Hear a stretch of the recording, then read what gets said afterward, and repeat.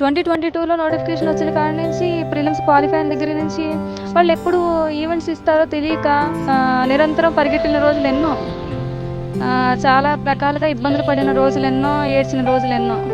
But ఎట్టకేలకు చంద్రబాబు గారు రావడం వల్ల మనకి మెయిన్స్ అనేది త్వరగా పెట్టడం జరిగింది, రిక్రూట్మెంట్ అనేది త్వరగా చేయడం జరిగింది. మేము ఆ నమ్మకంతోనే ఆయనని ఓటేసి గెలిపించుకున్నామండి నిరుద్యోగులము. ఆయన నమ్మి ఇంకా ఓటేయడం వల్ల మాకు న్యాయమే జరిగింది. సీఎం గారి ద్వారా వీళ్ళంతా కూడా అపాయింట్మెంట్ ఆర్డర్స్ తీసుకుంటానికి నాకు చాలా సంతోషంగా ఉందండి. మా అప్పుడు ఇలా జరగలేదు. ఇప్పుడు మొన్న డిఎస్సికి తర్వాత ఇప్పుడు దీనికి కూడా ఇలా జరుగుతుంది.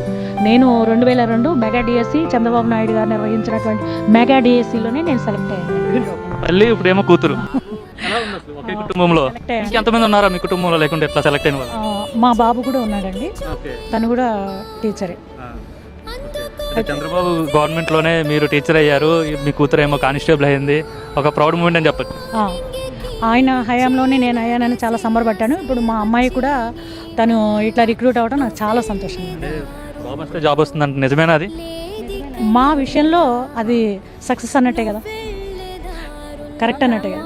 ఇచ్చారు. మా అన్నయ్య రిక్రూట్మెంట్ అప్పుడు డిఎస్సి మా చంద్రబాబు గారు అన్నప్పుడే, మా అమ్మ అప్పుడు డిఎస్సి చంద్రబాబు గారే, నా అప్పుడు కూడాను. ఒక ఇంట్లో 3. అవునండి, అదృష్టంగా భావిస్తున్నాను.